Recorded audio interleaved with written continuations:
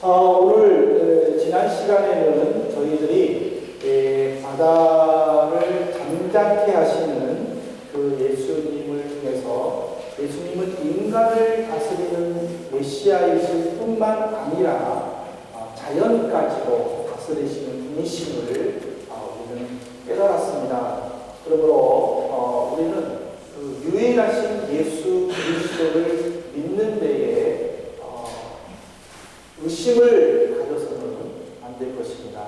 오히려 더욱더 확신을 가지고 내가 믿는 예수님이 유일한 나의 구원자이다라는 것을 확신하시고 주님 앞에 살기를 진심으로 소망을 합니다. 그러면 이 시간에는 예수님이 바다를 건너서 어떤 일을 행하셨는가를 살펴보면서 또 다른 교훈을 받고자 합니다. 오늘 이 예수님이 그 바다를 건너 귀신을 쫓아주는 이 내용은 공간복음에 모두 기록이 되어 있습니다. 하지만은 내용이 조금씩 다르는데 일단 전체적인 내용을 소개를 한다면은 마태는 예수님과 제자들이 바다를 건너 도착한 곳은 가다라 지방이고 그 집안에서 귀신 들린 두 사람이 무덤가에 있는 것을 발견했고 예수님을 보자마자 당신은 하나님의 아들입니다 라고 무릎을 꿇고 고백을 할 때에 예수님은 돼지에게로 들어가도록 명령을 하셨고 귀신들이 돼지의 몸으로 들어가서 바닷속에 빠졌다라고 이렇게 기록을 하고 있습니다. 그리고 이제 그 광경을 본 목동들이 무서워서 도망가서 이제 마을에 들어가 사람들에게 이야기를 했고 사람들이 예수님께 와서 우리 마을에서 떠나달라고 간청했을 때에 예수님은 그 마을에서 떠났다라고 기록을 했습니다. 근데 마가는 다릅니다. 마태는 가다라 지방이라고 했는데 마가는 우리가 같이 읽었던 것처럼 거라사인 땅에 도착하셨다고 했고 마태는 귀신 들린 두 사람이라고 했는데 마가는 귀신 들린 한 사람이라고 이야기를 했습니다. 그래서 예수님이 그 마을에 들어갈 때에 귀신 들린 사람은 예수님 앞에 나와서 당신은 지극히 높으신 하나님의 아들 예수입니다 라고 고백을 했고 돼지에게 가라고 명령했을 때에 그 돼지 2,000마리가 바다에 몰살을 했고 그리고 마을 사람들이 막 광경을 보고 예수님께 떠나갔을 때에 고침을 받은 사람도 예수님과 함께 가려고 했지만은 예수님은 허락지 아니하고 가족에게 들어가서 건강한 모습을 보이라고 말씀을 했고 그리고 그 사람은 대가볼리 지역까지 다니면서 복음을 전파했다라고 기록을 했습니다. 근데 또 누가는 또 다릅니다. 예수님이 도착하신 지명 그리고 또 귀신 들린 사람 이런 거는 다 똑같은데 그 사람이 귀신 들려 있는 동안에 오랫동안 옷을 입고 있지 아니하였고 그리고 예수님이 어디에 가서 복음을 전파했다라는 내용이 빠져 있습니다. 이렇게 그 공간복음에서 마태, 마가, 누가가 조금씩 다른 것은 마가복음이 그 첫 기록자예요. 마가가 예수님의 모든 활동을 처음으로 기록했고 마태와 누가가 시간 차이로 조금씩 늦게 기록했는데 마가의 기록을 참고하면서 조금씩 기록했던 것을 우리는 이 공간복음을 통해서 알게 됩니다. 이제 우리 한번 말씀을 자세히 한번 살펴보겠습니다. 거라사인 지방, 마가복음과 누가복음에는 그리고 마태복음에는 가다라 지방. 이것은 모두가 대가볼리라는 곳에 속해 있는 도시입니다. 아까 그 마가복음에 보면은 귀신 들렸다 고침받은 사람이 대가볼리까지 가서 복음을 전했다고 했는데 이 거라사인 지방이나 가다라 지방은 대가볼리 지역에 속한 거예요. 그러니까 예를 들면 이겁니다. 우리 브레멘을 말하면 브레멘 주에는 브레멘이 있고 브레멘 하펜이 있습니다. 브레멘 하펜이. 그러니까는 대가볼리 지역이라는 것은 브레멘 지역을 말하는 것이고 거라사인과 가다라는 브레멘과 브레머 하펜을 이야기하는 거예요. 큰 대가볼리 지역이 큰 지역이고 다 작은 도시들이 거라사인과 가다라 지방입니다. 근데 이 곳에는 유대 땅이었지만은 유대인들보다는 이방인들이 많이 살았습니다.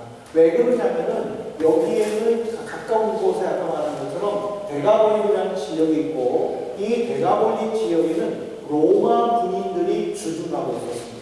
그래서 이 유대인들은 돼지고기를 먹지를 않는데 로마인들은 돼지고기를 먹을 수가 있는 거예요. 그래서 유대인들보다 이방인들이 많은 것은 로마 군인들에게 돼지고기를 공급하기 위하여 돼지를 기르게 되었고, 그래서 유대인들은 점점 떠나가고 이방인들만 많이 살게 되었던 것입니다. 근데 이제 오늘 본문을 보면은 이 마을 입구에 공동묘지 쪽에서 귀신 들린 사람이 살고 있는 이 거처 속에서 예수님이 이제 갈릴리 바다를 건너서 마을로 들어가기 전에 이 공동묘지를 지나게 되어 있습니다. 근데 이 귀신 들린 사람이 여기에 오면서 마태복음에는 하나님의 아들이라고 얘기를 했지만은 마가나 누가복음에는 지극히 높으신 하나님의 아들 예수라고 고백을 했습니다. 이 높으신 하나님의 아들 예수라는 이 말씀에는 하나님은 온 우주의 주인이실 뿐만 아니라 사탄까지도 다스리는 위대한 분이다라는 것을 선포하고 있는 말씀입니다. 그래서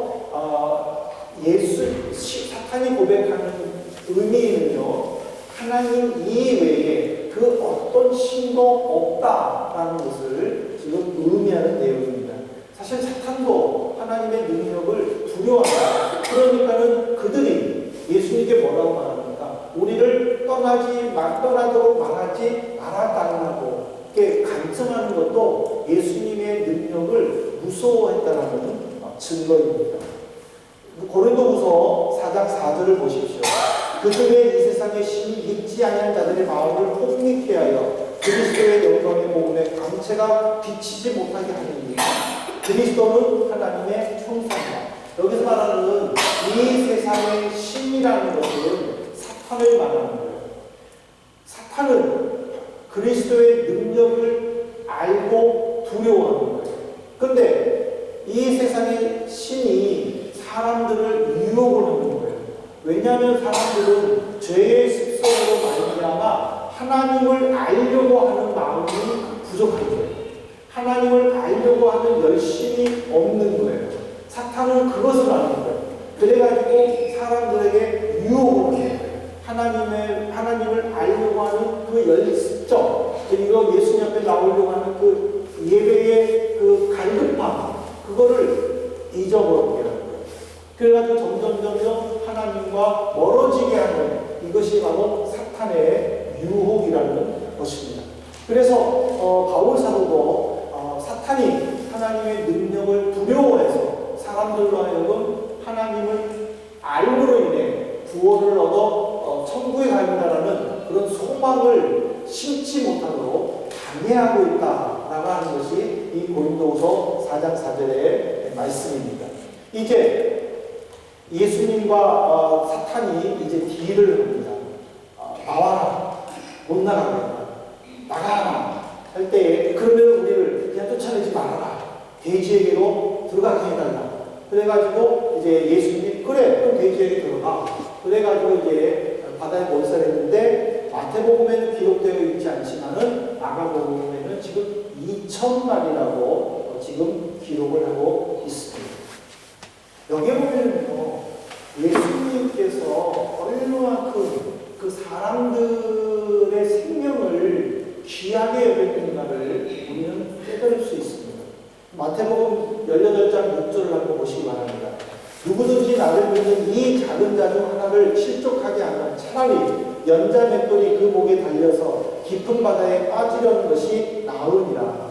그러니까 이게 무슨 말씀이냐면요, 그 당시에는 성경이 기록되기 전, 예수님이 활동하기 당시에는 제일 연약한 사람이 과부와 어린아이였습니다. 어린아이는 특별히 이 생명체 속에 들어있지를 않습니다. 그러니까 숫자를 세도 남자 어른만 5,000명이다라는 것은 어린아이들, 여자들은 다 뺐다라는 거예요.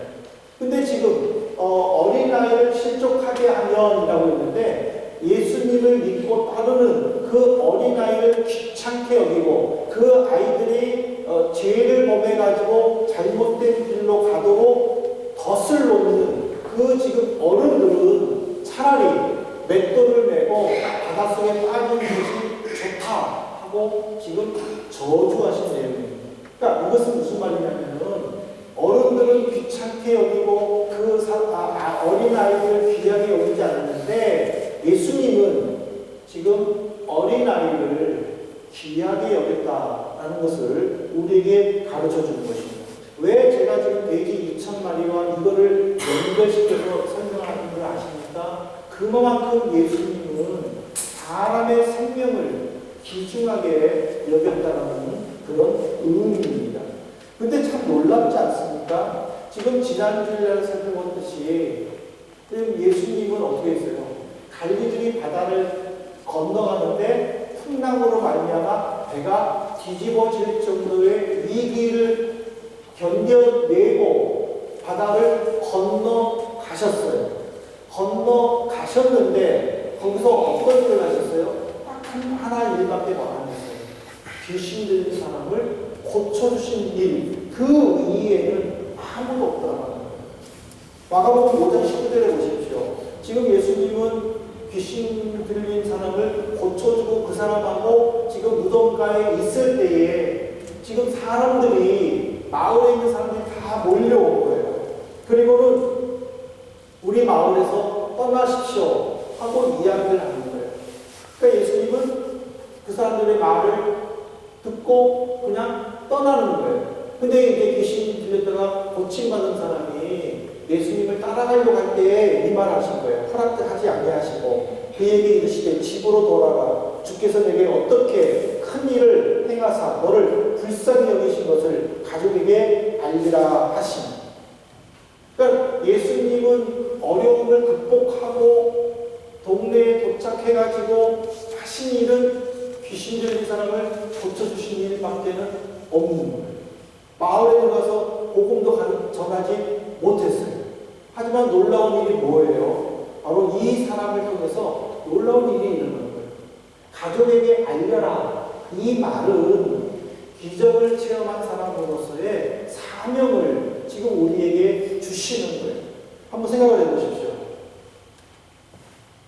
귀신 들려서 지금 가족들과 함께 살지 못하고 또 마을에서 쫓겨나가지고 무덤에서 살고 있어요.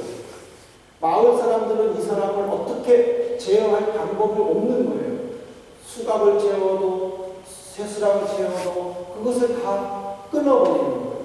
어떻게 할 수 없으니까 그 사람을 마을 밖으로 내쫓은 거예요. 그는 무덤가에서 살고 있어요. 그러면은 이 사람만 우리가 고통스럽겠습니까? 이 사람의 식구들은 고통스럽지 않겠습니까?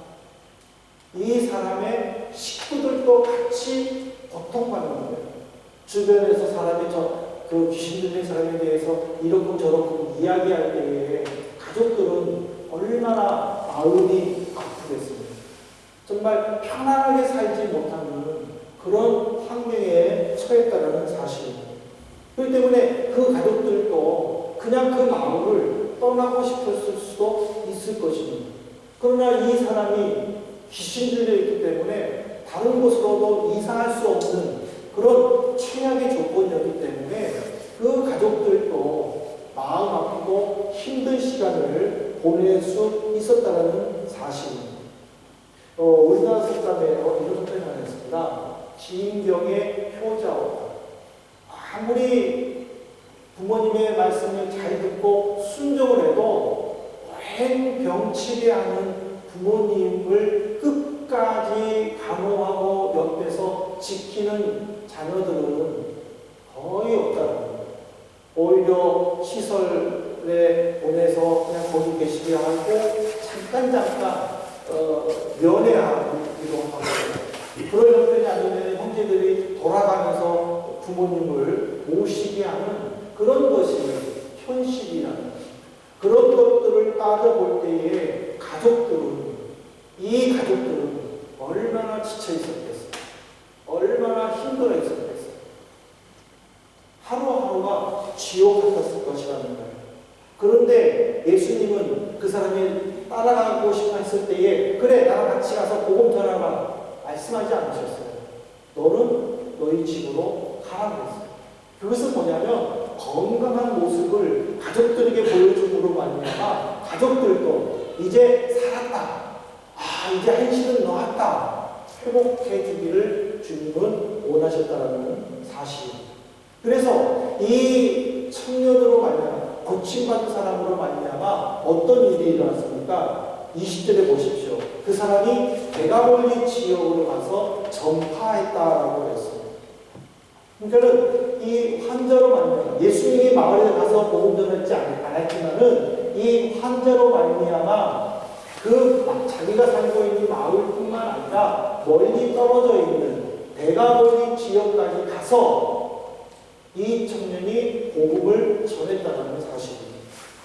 이것이 바로 기적을 체험하는 사람들의 사명이라는 거예요. 여러분 한번 보시기 바랍니다. 사도행전을 보세요.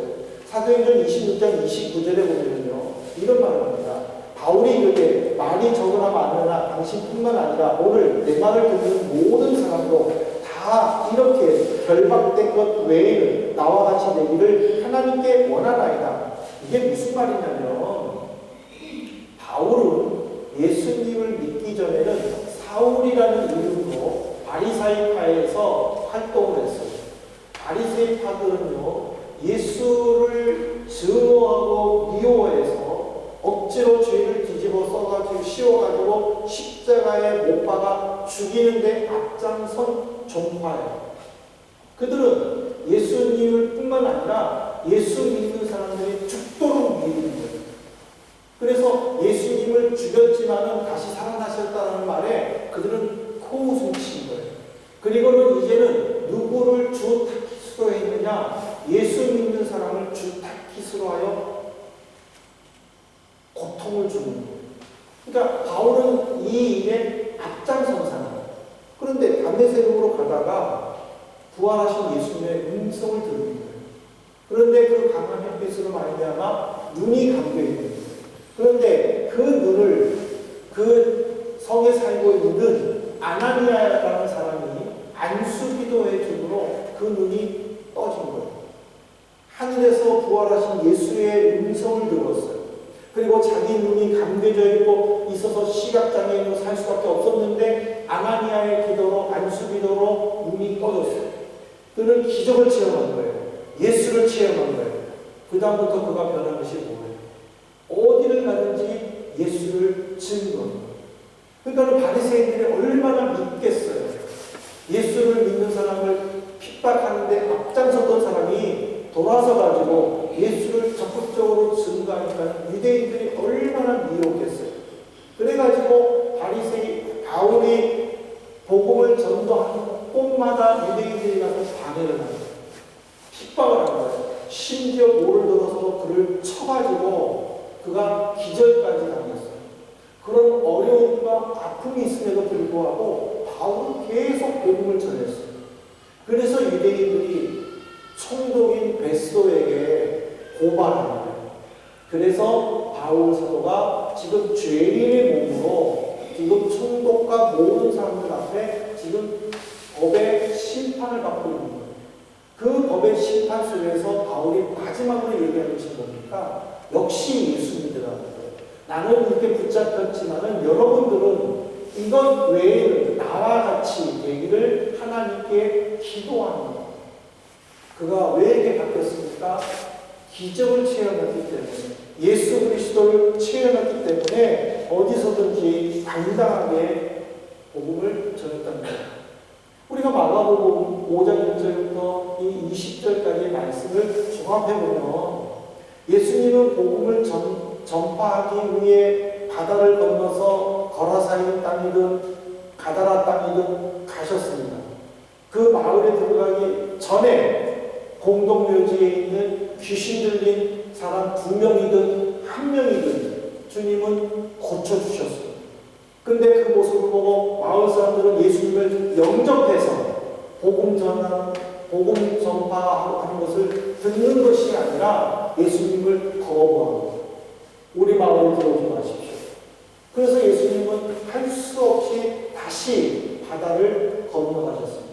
하지만 예수님은 그 한 사람으로 말미암아 그 한 사람에게 가족에게 보혈하라고 하는 이 말 한마디로 그 사람은 변화해서 가족에게 복음을 전했을 뿐만 아니라 자기가 살고 있는 지역과 더 멀리 대가볼리 가서 복음을 증거했다는 사실입니다. 이제 말씀을 뵙겠습니다. 사랑하는 성도 여러분, 기적은 반드시 있습니다. 여러분 이 사실을 꼭 믿으시기를 주님으로 축복합니다. 기적은 있습니다. 기적은 있는데 주님이 원하시는 기적이 뭐냐면은 그 기적을 체험한 사람이 나만 갖고 우리 가족만 갖고 그것을 원하지 않는다는 것입니다. 오히려 다른 곳에 가서 내가 체험한 그 기적을 증거하고 전파해서 적극적으로 예수의 이름을 알리기를 원하는 것입니다.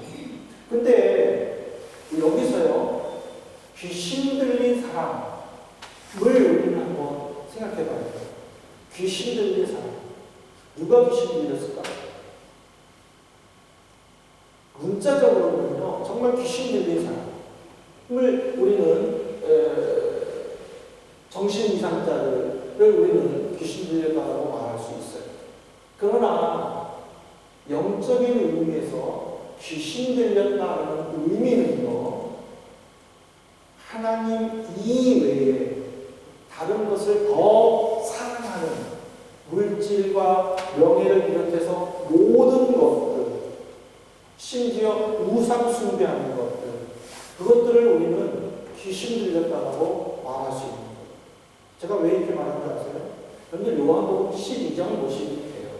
요한복음 12장에 보면요, 요한은 예수님께서 하시는 말씀을 인용을 해가지고 이렇게 세상을 살아가면서 예수님을 멀리하는 성도들을 꾸짖었는데, 사람의 영광을 하나님의 영광보다 더 사랑했다고 말을 했어요. 사람의 영광을 하나님의 영광보다 더 사랑했다. 요한복음 12장에 나와요. 그러면 사람의 영광이 뭐예요?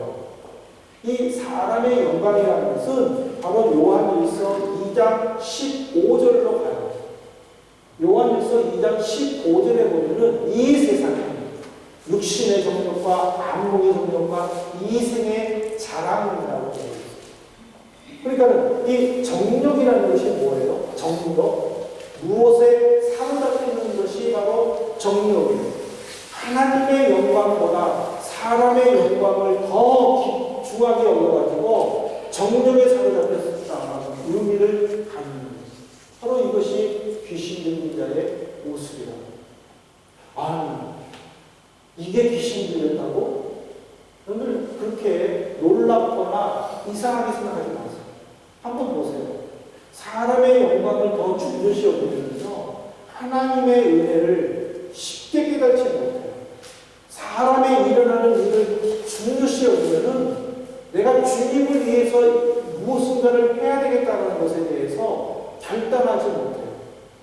오히려 더 어려워요. 여러분들 기도를 열심히 하다 보면요, 어떤 것들이 생각나요? 기도를 열심히 하다 보면 뭐가 생각나요? 기도를 많이 하다 보면, 찬송을 많이 부르다 보면, 하나님의 말씀을 많이 읽다 보면은 어떤 생각들이 나요? 그런 경험 안 해보셨죠? 그러니까 모르는 거예요. 제가 여러분들을 책망하려고 하는 것이 아니라 여러분들이 정말 기도를 많이 해보세요. 여러분들이 정말 말씀을 많이 읽어보세요. 여러분들이 정말 찬양을 많이 해보세요. 뭐가 생각나요? 하나님이 기뻐하는 일이 뭘까가 생각나는 거예요. 막 하다가 내 마음속에 금식해야 된다는 생각이 있을 때 금식하게 되는 거예요. 누군가에게 복음을 전해야 된다고 마음이 떠올 때 그게 순종하는 거예요.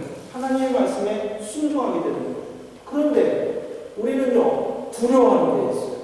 기도를 많이 하고, 그리고 성경을 많이 읽고, 찬송을 많이 하면은 사람의 일에 대해서 점점 줄어든다는 것에 대해서 두려움을 가지고 있어요. 근데 다이어트 하다 보면요, 뭐에 굉장히 유혹을 많이 받습니까? 먹는 것에 유혹을 많이 받아요. 평소에 먹고 싶지 않는 것이 다이어트 하다가 배고프게 되면요, 먹고 싶은 것이 많아요. 저도 금식 기도를 하면요, 빵을 옆에 놓고 금식 기도. 그리고 시간이 지나면 빵을 먹어요. 이건 금식 기도가 아니에요. 왜? 이 빵의 유혹을 이기지 못하는 거예요. 근데 내가 지금 금식한다라고 했기 때문에 할 수 없이 빵을 못 먹는 거예요. 그러니 빵을 옆에 놓고 대리만족하면서 금식하는 거예요. 내가 몇 시쯤에는 빵을 먹을 것이다. 내가 몇 시쯤에는 빵을 먹을 것이다. 그거예요. 우리가 하나님의 일에 열심을 하게 되면은 내가 끊어야 될 유혹들이 너무 많아가지고 하나님의 일에 열정을 내지 못하는 거예요. 그런데 하나님의 일, 그런 것에 상관없이 하나님의 일에 열정을 내다 보면은 하나님이 내게 주시는 그 모든 은혜들, 그것들을 나눠주기 위해 바빠요.